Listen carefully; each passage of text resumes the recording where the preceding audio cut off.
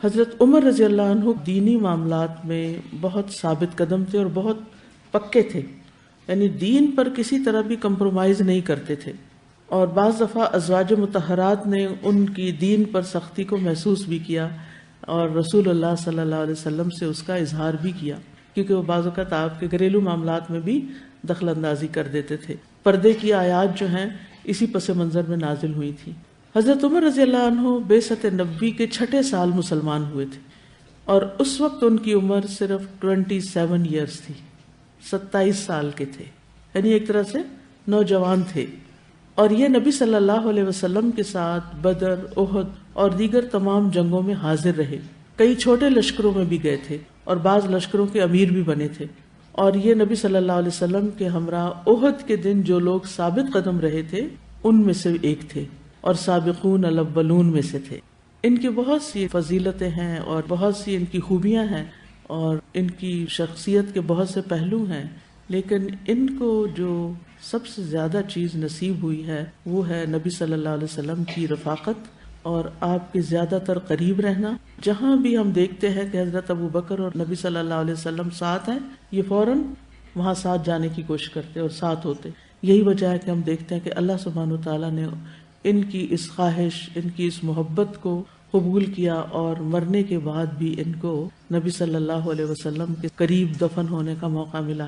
یہ سعادت اور یہ نعمت ہر ایک کو نہیں ملتی، یہ بہت بڑا درجہ ہے اور بہت بڑی سعادت ہے۔ حدیث میں آتا ہے کہ نبی صلی اللہ علیہ وسلم ان کے اسلام لانے سے پہلے فرمایا کرتے تھے، یا اللہ ابو جہل اور عمر بن خطاب میں سے جو تجھے زیادہ پسند ہو اس سے اسلام کو تقویت پہنچا، کیونکہ یہ کبھی تھے، بہادر تھے۔ راوی فرماتے ہیں چنانچہ عمر رضی اللہ عنہ ہی اللہ کے نزدیک محبوب نکلے کہ اللہ سبحانہ وتعالیٰ نے ان کو ہدایت دے دی۔ ابو بکر رضی اللہ عنہ کے بعد یہ ایک بہترین انسان تھے۔ ابن عمر کہتے ہیں کہ نبی صلی اللہ علیہ وسلم کے زمانے میں جب ہمیں صحابہ کے درمیان انتخاب کے لیے کہا جاتا تو سب میں افضل ہم ابو بکر رضی اللہ عنہ کو قرار دیتے، پھر عمر بن خطاب کو، پھر عثمان رضی اللہ عنہ کو، اور پھر سوان حضرت علی رضی اللہ عنہ اور دیگر صحابہ کو۔ اللہ سبحانہ تعالیٰ کے علاوہ یہ نبی صلی اللہ علیہ وسلم کو بھی بہت محبوب تھے۔ عمرو بن العاص سے روایت ہے کہ نبی صلی اللہ علیہ وسلم نے انہیں غزوہ ذات السلاسل کا امیر بنانے کے لیے بلا بھیجا۔ وہ کہتے ہیں میں آپ کی خدمت میں حاضر ہوا، میں نے پوچھا، یعنی جب ان کو ایک اہم پوزیشن دی گئی تو انہیں تھوڑی ہمت ہوئی، انہوں نے نبی صلی اللہ علیہ وسلم سے پوچھا آپ کو سب سے زیادہ محبت کس سے ہے؟ آپ نے فرمایا عائشہ سے۔ وہ کہتے ہیں میں نے پوچھا اور مردوں میں سے؟ آپ نے فرمایا عائشہ کے باپ سے۔ میں نے پوچھا اس کے بعد؟ فرمایا عمر بن خطاب سے۔ تو وہ کہتے ہیں کہ میں نے سوچا کہ کاش میں یہ سوال نہ ہی کرتا، کیونکہ ان کا خیال تھا کہ شاید آپ صلی اللہ علیہ وسلم ان کے بارے میں یہ فرمائیں گے، کیونکہ اس کی ایک وجہ یہ بھی تھی کہ آپ صلی اللہ علیہ وسلم کا صحابہ کے ساتھ ایسا تعلق تھا کہ ہر ایک یہ سمجھتا تھا کہ آپ سب سے زیادہ اسی سے محبت کرتے ہیں، اور یہ آپ کی توجہ دینے کی وجہ سے تھا، یعنی آپ اپنے ساتھیوں پر توجہ دیتے تھے، ان کا خیال رکھتے تھے۔ عمر رضی اللہ عنہ کے اسلام قبول کرنے سے مسلمانوں کو عزت ملی۔ آپ کا قبول اسلام کی ایک بہت بڑی فتح تھی اور اس سے لوگوں کو ہجرت میں مدد ملی۔ اسی طرح مسلمانوں کو کعبہ میں نماز پڑھنے کا موقع ملا۔ عبداللہ بن مسعود کہتے ہیں ہم کعبہ کے پاس نماز پڑھنے کی قدرت نہ رکھتے تھے، یہاں تک کہ عمر رضی اللہ عنہ مسلمان ہو گئے، اور جب حضرت عمر مسلمان ہو گئے تو انہوں نے قریش سے لڑائی کی، یہاں تک کہ کعبہ کے پاس جا کر نماز پڑھی، اور ہم نے بھی پھر ان کے ساتھ پڑھی، کیونکہ انہوں نے چیلنج کیا تھا نا، ہے کوئی پھر جو آگے آئے میں اسے نبٹ لوں گا۔ دین میں بہت شدید تھے۔ نبی صلی اللہ علیہ وسلم نے فرمایا میری امت میں سے میری امت پر سب سے زیادہ مہربان ابو بکر ہیں، اور اللہ کے دین کے معاملے میں سب سے زیادہ سخت عمر ہیں۔ ان کی زبان اور دل پر حق جاری ہوتا تھا۔ رسول اللہ صلی اللہ علیہ وسلم نے فرمایا اللہ نے عمر کے دل اور زبان پر حق جاری کر دیا ہے۔ ابن عمر فرماتے ہیں کوئی واقعہ ایسا نہیں جس میں عمر رضی اللہ عنہ اور دوسرے لوگوں نے کوئی رائے دی ہو اور قرآن عمر رضی اللہ عنہ کے قول کی موافقت میں نہ اترا ہو، یعنی وہ حضرت عمر کی رائے کے مطابق نازل ہو جاتا، یعنی اس خاص مسئلے میں۔ شیطان بھی ان سے ڈرتا تھا۔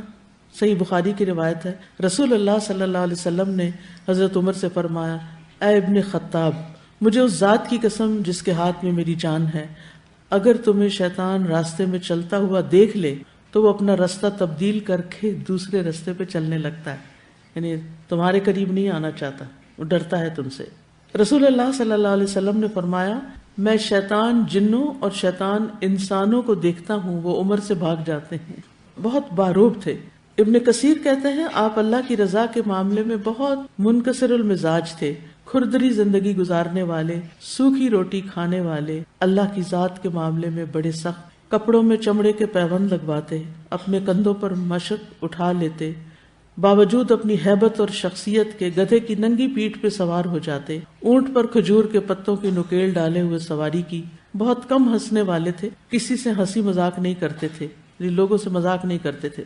ان کی انگوٹھی کے نگینے پر یہ نقش تھا، اے عمر، موت ہی نصیحت کرنے کو کافی ہے۔ حضرت علی رضی اللہ عنہ اور حضرت عمر رضی اللہ عنہ کے درمیان ایک اچھا تعلق تھا۔ ابن عباس کہتے ہیں کہ جب عمر رضی اللہ عنہ کو شہادت کے بعد ان کی چارپائی پر رکھا گیا تو تمام لوگوں نے نعش مبارک کو گھیر لیا، یعنی سب لوگ آس پاس آ گئے اور ان کے لیے دعا اور مغفرت کرنے لگے۔ نعش ابھی اٹھائی نہیں گئی تھی، میں بھی وہیں موجود تھا۔ اسی حالت میں اچانک ایک صاحب نے میرا شانہ پکڑ لیا، کندھا پکڑا، میں نے دیکھا تو وہ علی رضی اللہ عنہ تھے۔ پھر انہوں نے حضرت عمر رضی اللہ عنہ کے لیے دعائے رحمت کی اور ان کی نعش کو مخاطب کر کے کہا، آپ نے اپنے بعد کسی بھی شخص کو نہیں چھوڑا کہ جسے دیکھ کر مجھے یہ تمنا ہوتی کہ اس کے عمل جیسا عمل کرتے ہوئے میں اللہ سے جا ملوں، اور اللہ کی قسم مجھے تو پہلے سے یقین تھا کہ اللہ آپ کو آپ کے دونوں ساتھیوں کے ساتھ ہی رکھے گا، یعنی آپ انہی دو کے ساتھ ہوں گے۔ میرا یہ یقین اس وجہ سے تھا کہ میں نے اکثر نبی صلی اللہ علیہ وسلم کی زبان سے یہ الفاظ سنے تھے کہ میں، ابو بکر اور عمر گئے، یعنی کسی بھی کام پر، کسی بھی جگہ پر، میں، ابو بکر اور عمر داخل ہوئے، میں، ابو بکر اور عمر باہر آئے، یعنی نبی صلی اللہ علیہ وسلم حضرت ابو بکر کے ساتھ ان کا بھی ذکر کیا کرتے تھے۔ اب آپ دیکھیے کہ بعض اوقات غلط پروپیگنڈے کی وجہ سے ایسے صحابہ کو بدنام کیا جاتا ہے اور ان کی قدر گھٹائی جاتی ہے، جن کو اللہ نے رسول اللہ صلی اللہ علیہ وسلم کی معیت، صحبت، ساتھ دنیا میں بھی دیا اور موت کے بعد بھی دیا۔ اگر ان کے خلاف ہم اپنے دل میں کسی قسم کی نفرت رکھتے ہیں تو پھر کیا ہوگا؟ کیا جواب دیں گے؟ جس سے اللہ محبت کرتا ہو اور جس سے رسول اللہ صلی اللہ علیہ وسلم محبت کرتے ہوں، پھر ہمیں اس کے بارے میں کیا کرنا چاہیے؟ ہمیں بھی اس سے محبت کرنی چاہیے۔ ہم وہ دعا مانگتے ہیں نا، اللہم ارزقنا حبک وحب من یحبک وحب عمل یقربنا الی حبک۔ تو جن سے اللہ محبت کرتا ہے نا، وہ اللہ سے بھی محبت کرتے ہیں۔ یہ قرآن مجید میں آتا ہے یحبہم ویحبونہ، وہ ان سے محبت کرتا ہے، وہ اس سے محبت کرتے ہیں۔ رضی اللہ عنہم ورضوا عنہ، اللہ ان سے راضی ہو گیا اور وہ اللہ سے راضی ہو گئے۔ اللہ جن سے راضی ہو جائے، ہمیں بھی ان سے راضی رہنا چاہیے۔